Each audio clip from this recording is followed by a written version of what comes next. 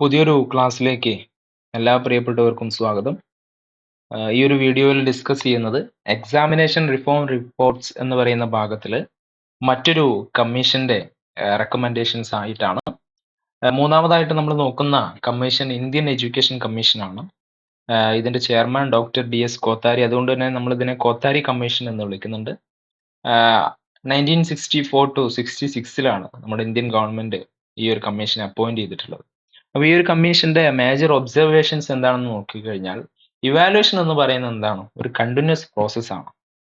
It is an integral part of the educational system. നമുക്കറിയാം, ഓരോ educational സിസ്റ്റവും അത് ഏത് നാഷന്റെ ആണെങ്കിലും അതെല്ലാം ബേസ് ചെയ്തിരിക്കുന്നത് ആ നാഷന്റെ നീഡ്സിനനുസരിച്ചായിരിക്കും. അല്ലെങ്കിൽ നമ്മൾ സെറ്റ് ചെയ്തിട്ടുള്ള കുറെ ഒബ്ജക്റ്റീവ്സിനെ ബേസ് ചെയ്തുകൊണ്ടായിരിക്കും. ആ ഒബ്ജക്റ്റീവ്സ് സാറ്റിസ്ഫൈ ചെയ്യാനായിരിക്കും. അപ്പോൾ അതുകൊണ്ട് തന്നെ ഇവാലുവേഷൻ എന്ന് പറയുന്നത് ഇതിന്റെ ഈ ഒരു എഡ്യൂക്കേഷൻ സിസ്റ്റത്തിന്റെ ഒഴിച്ചുകൂടാനാവാത്ത ഒരു പാർട്ടാണ്. Evaluation is closely related to educational objectives. ഈ ഒബ്ജക്റ്റീവ്സ് എങ്ങനെയാണ് അറ്റൈൻ ചെയ്തിരിക്കുന്നത്, അല്ലെങ്കിൽ നമ്മൾ എക്സ്പെക്ട് ചെയ്തിട്ടുള്ള ലേണിംഗ് ഔട്ട്കംസ് കുട്ടികൾ അറ്റൈൻ ചെയ്തിട്ടുണ്ടോ എന്ന് നമ്മൾ അറിയുന്നത് ഏതിലൂടെയാണ്? ഈ ഇവാലുവേഷനിലൂടെയാണ്, അല്ലെങ്കിൽ അസസ്മെന്റിലൂടെയാണ്. It measures achievement and improve study habits and teaching methods. കുട്ടികൾ എത്രത്തോളം അച്ചീവ് ചെയ്തിട്ടുണ്ട്, അവരുടെ സ്റ്റഡി ഹാബിറ്റ്സ് കൂട്ടാനൊക്കെ, അതേപോലെ തന്നെ ടീച്ചിങ് മെത്തേഡ്സ് ഇംപ്രൂവ് ചെയ്യാനൊക്കെ എന്ത് സഹായിക്കുന്നുണ്ട്?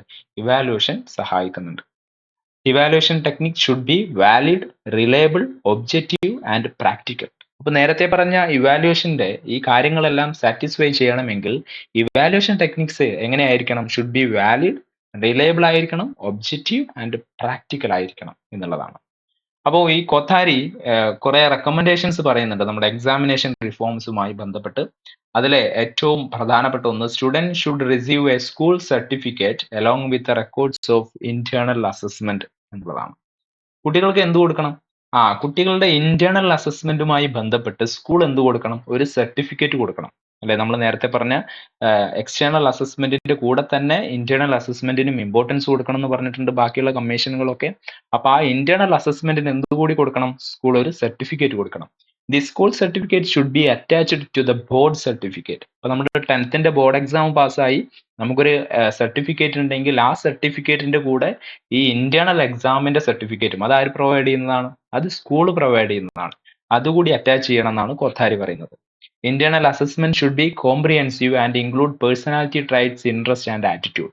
ഈ ഇന്റേണൽ അസസ്മെന്റിൽ കുട്ടിയുടെ എല്ലാ കാര്യങ്ങളും, കോംപ്രിഹെൻസീവ് ആയിട്ടുള്ള എല്ലാ കാര്യങ്ങളും, പേഴ്സണാലിറ്റി ട്രൈറ്റ്സ് ആയിക്കോട്ടെ, ഇൻട്രസ്റ്റ് ആയിക്കോട്ടെ, കുട്ടിയുടെ ആറ്റിറ്റ്യൂഡ് ആയിക്കോട്ടെ, അങ്ങനെയുള്ള കാര്യങ്ങളെല്ലാം ആ ഒരു ഇന്റേണൽ അസസ്മെന്റിന്റെ ഭാഗമായിട്ട് വരുന്നതാണ്.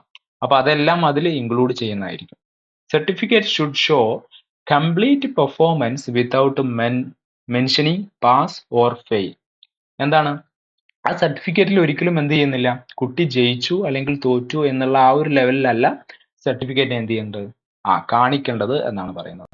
Reduce return examination and emphasise observation, oral test and practical examination. ഈ റിട്ടേൺ എക്സാമുകൾക്ക് പകരം ഒബ്സർവേഷൻ, ഓറൽ ടെസ്റ്റുകൾ, പ്രാക്ടിക്കൽ എക്സാമിനേഷൻസ് ഇതൊക്കെ പ്രൊമോട്ട് ചെയ്യണമെന്ന് പറയുന്നുണ്ട്. 1ാം ക്ലാസ് മുതൽ 5ാം ക്ലാസ് വരെ എന്ത് വേണം? അൺഗ്രേഡഡ് യൂണിറ്റ് ആണ്. ഗ്രേഡ് എന്ന് പറയുന്നത് എന്തല്ല, അവിടെ അപ്ലിക്കബിൾ അല്ല. No external examination at the primary stage, use observation and oral test instead. നമ്മുടെ പ്രൈമറി സ്റ്റേജിൽ, പ്രാഥമിക തലത്തിൽ ഈ നമ്മള് 1ാം ക്ലാസ് 2ാം ക്ലാസ് അങ്ങനെയുള്ള ക്ലാസ്സുകളിലൊക്കെ എന്താണ്, എക്സ്റ്റേണൽ എക്സാമിനേഷൻ വേണ്ട. അവിടെ പ്രധാനമായിട്ടും ഫോക്കസ് ചെയ്യുന്ന എന്താണ്? ഒബ്സർവേഷൻ, അതേപോലെ തന്നെ ഓറൽ ടെസ്റ്റുകൾ. നമ്മളെ റിട്ടേൺ എക്സാമിനേഷന് പകരം ഒബ്സർവേഷൻ, ഓറൽ ടെസ്റ്റ് അങ്ങനെയുള്ള കാര്യങ്ങളിലേക്കാണ് പ്രധാനമായിട്ടും ഫോക്കസ് ചെയ്യേണ്ടത് എന്നാണ് പറയുന്നത്. External examination should not be compulsory for all students of classes 10th, +1 and +2. അപ്പോൾ 10, 11, 12 ക്ലാസ്സുകളിലുള്ള കുട്ടികൾ കമ്പൽസറി ആയിട്ട് എന്ത് ചെയ്യേണ്ട? എല്ലാ കുട്ടികളും ഈ എക്സ്റ്റേണൽ എക്സാമിനേഷൻ അറ്റൻഡ് ചെയ്യണമെന്നില്ല. കാരണം എന്താണ്? സ്കൂൾ ഓൾറെഡി കുട്ടികളുടെ ഇന്റേണൽ അസസ്മെന്റ് നടത്തിയിട്ടുണ്ട്, പ്രോജക്റ്റുകൾ, ബാക്കിയുള്ള കാര്യങ്ങൾ. അപ്പൊ അതിനെയൊക്കെ ബേസ് ചെയ്തിട്ടും കുട്ടികൾക്ക് എന്ത് കൊടുക്കാം? ഗ്രേഡ് കൊടുക്കാം. അതുകൊണ്ട് എല്ലാ കുട്ടികളും ഈ ഒരു എക്സാമിനേഷൻ, എക്സ്റ്റേണൽ എക്സാമിനേഷൻ കമ്പൽസറി ആയിട്ട് അറ്റൻഡ് ചെയ്യേണ്ട ആവശ്യമില്ല എന്നാണ് കോത്താരി പറയുന്നത്. Establish A national board of school education. ഈ സ്കൂൾ എഡ്യൂക്കേഷന്റെ എല്ലാ രീതിയിലുള്ള കാര്യങ്ങളും നോക്കാൻ വേണ്ടിയിട്ട് അതിന്റെ എക്സാമുകളായിക്കോട്ടെ, കരിക്കുലം ആയിക്കോട്ടെ, ബാക്കിയുള്ള ഇംപ്ലിമെന്റേഷൻസ് ആയിക്കോട്ടെ, പോളിസികളായിക്കോട്ടെ, ഇതിനെല്ലാം ഫോക്കസ് ചെയ്യാൻ വേണ്ടിയിട്ട് national board of school education കൊണ്ടുവരണം എന്നർത്ഥം. ഇപ്പൊ നമ്മൾ ഒരു എക്സാമ്പിൾ പറയുകയാണെങ്കിൽ CBSE. അപ്പൊ CBSE-നെയൊക്കെ പോലെ ഒരു national board of school education കൊണ്ടുവരണം. Allow experimental schools to conduct their own final examination at the end of class 10th.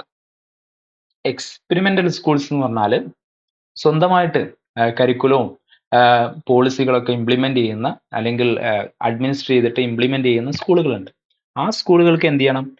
അവർക്ക് സ്വന്തമായിട്ട് ഫൈനൽ എക്സാമിനേഷൻ, അതായത് ഒരു ക്ലാസ്സിന്റെ അവസാനം സ്വന്തമായിട്ട് ഫൈനൽ എക്സാമിനേഷൻ കണ്ടക്ട് ചെയ്യാനുള്ള ആ ഒരു അവസരം ഒരുക്കണം എന്നുകൂടി കോത്താരി പറയുന്നുണ്ട്. അപ്പൊ കോത്താരി കമ്മീഷൻ പ്രധാനമായിട്ടും ഫോക്കസ് ചെയ്തിട്ടുള്ളത് continuous evaluation, internal assessment, personality assessment, അതേപോലെ തന്നെ റിട്ടൺ എക്സാമിനേഷൻസ് കൂടുതൽ ഫോക്കസ് ചെയ്യേണ്ടതില്ല തുടങ്ങിയിട്ടുള്ള കാര്യങ്ങളൊക്കെയാണ് കോത്താരി കമ്മീഷൻ ഫോക്കസ് ചെയ്തിട്ടുള്ളത്.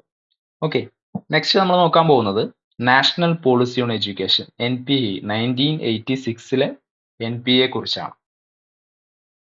ഇതിന്റെ ഏറ്റവും പ്രധാനപ്പെട്ട ഒരു ലക്ഷ്യം എന്ന് പറയുന്നത് എഡ്യൂക്കേഷന്റെ ക്വാളിറ്റി ഇംപ്രൂവ് ചെയ്യുക എന്നുള്ളതാണ്. Through better examination and evaluation practices. അപ്പോൾ എക്സാമിനേഷൻ റിഫോംസ് ഏറ്റവും പ്രധാനപ്പെട്ട ഒരു കാര്യം തന്നെയാണ്. കാരണം എങ്ങനെയാണ് എഡ്യൂക്കേഷന്റെ ക്വാളിറ്റി ഇംപ്രൂവ് ചെയ്യുന്നത്? കുട്ടികൾക്ക് എത്രത്തോളം ലേണിംഗ് ഔട്ട്കംസ് അറ്റൈൻ ചെയ്യാൻ പറ്റിയിട്ടുണ്ടെന്ന് അറിയുന്നത് ഇത്തരത്തിലുള്ള എക്സാമുകളിലൂടെയും ബാക്കിയുള്ള ഇവാലുവേഷൻ പ്രോസസ്സിലൂടെയൊക്കെയാണ്. സോ ഇവരുടെ ഏറ്റവും പ്രധാനപ്പെട്ട റെക്കമെൻഡേഷൻസ് എന്ന് പറയുന്നത്, അസസ്മെന്റ് എന്ന് പറയുന്നത് എന്താണ്? ടീച്ചിങ് ലേണിംഗ് പ്രോസസ്സിന്റെ ഏറ്റവും പ്രധാനപ്പെട്ട ഒരു പ്രോസസ്സാണ്, ഇന്റഗ്രൽ പാർട്ടാണെന്ന് ഇവർ പറയുന്നുണ്ട്. Reduce chance and subjectivity in examination. എക്സാമിനേഷനിൽ പ്രധാനമായിട്ടും സബ്ജക്റ്റിവിറ്റി എന്ത് ചെയ്യണം? റെഡ്യൂസ് ചെയ്യണം. നമ്മൾ ഓൾറെഡി പഠിച്ചിട്ടുണ്ട്, ഒബ്ജക്റ്റിവിറ്റിയും സബ്ജക്റ്റിവിറ്റിയും തമ്മിലുള്ള ആ ഒരു വ്യത്യാസമൊക്കെ നമ്മൾ പഠിച്ചിട്ടുണ്ട്. Reduce emphasis on rote memorisation, മനഃപ്പാടമാക്കൽ അല്ലേ, റോട്ട് ലേണിംഗ് എന്ന് പറയുന്നത് റെഡ്യൂസ് ചെയ്യണം. അതേപോലെ തന്നെ CCE ഇൻട്രൊഡ്യൂസ് ചെയ്യണം, continuous and comprehensive evaluation. Scholastic ആയിട്ട് നോൺ സ്കോളാസ്റ്റിക് ആസ്പെക്ട്സ് ഒക്കെ എന്ത് ചെയ്യണം? കുട്ടികളെ അസസ് ചെയ്യാൻ വേണ്ടിയിട്ട് CCE ഇൻട്രൊഡ്യൂസ് ചെയ്യണം. Evaluate both scholastic and co scholastic aspects. Okay, improve examination procedures. നിലവിലുള്ള എക്സിസ്റ്റിംഗ് എക്സാമിനേഷൻ പ്രൊസീജിയേഴ്സ് എന്ത് ചെയ്യണം? ഇംപ്രൂവ് ചെയ്യണം. Revise teaching methods and instructional materials. Instructional materials അതേപോലെ തന്നെ നിലവിലുള്ള ടീച്ചിങ് മെത്തേഡ്സ് ഒക്കെ എന്ത് ചെയ്യണം? റിവൈസ് ചെയ്യണം, അതിനൊക്കെ മോഡിഫൈ ചെയ്യണം. Introduce the semester system gradually from the secondary stage. ഈ സെക്കൻഡറി സ്റ്റേജിൽ കൂടി എന്ത് ചെയ്യണം? ചെറിയ രീതിയിൽ സെമസ്റ്റർ സിസ്റ്റം ഇൻട്രൊഡ്യൂസ് ചെയ്യണം എന്നാണ് NPA 1986 പറയുന്നത്. അതേപോലെ തന്നെ മാർക്സിന് പകരം ഗ്രേഡ് കൊണ്ടുവരണം. Reduce dependence on external examinations. നമുക്കറിയാം, ഒരു കാലം വരെ ഏറ്റവും പ്രധാനമായിട്ടും ഫോക്കസ് ചെയ്തിരുന്നത് ഈ ലാസ്റ്റ് നടക്കുന്ന എൻഡ് ഓഫ് ദ ക്ലാസ്സിൽ നടക്കുന്ന ഈ ഒരു എക്സാമിനെ മാത്രമാണ്. കുട്ടികൾക്ക് ഇന്റേണൽ എക്സാം അസസ്മെന്റിനൊന്നും കൂടുതൽ പ്രാധാന്യം ഉണ്ടായിരുന്നില്ല. അപ്പൊ അതുകൊണ്ട് തന്നെ ഇപ്പോ ഇന്റേണൽ അസസ്മെന്റിന് ഏറ്റവും കൂടുതൽ പ്രാധാന്യമുണ്ട്. Reduce dependence on external examination. അതുകൊണ്ട് ഈ ക്ലാസ്സിന്റെ അവസാനം നടക്കുന്ന എക്സ്റ്റേണൽ എക്സാമിനേഷനെ മാത്രം ഡിപ്പെൻഡ് ചെയ്തുകൊണ്ട് കുട്ടിയെ വാല്യൂ ചെയ്യുന്നത് എന്ത് ചെയ്യണം? കുറയ്ക്കണം എന്ന് പറയുന്നുണ്ട്. Develop A national examination reform framework.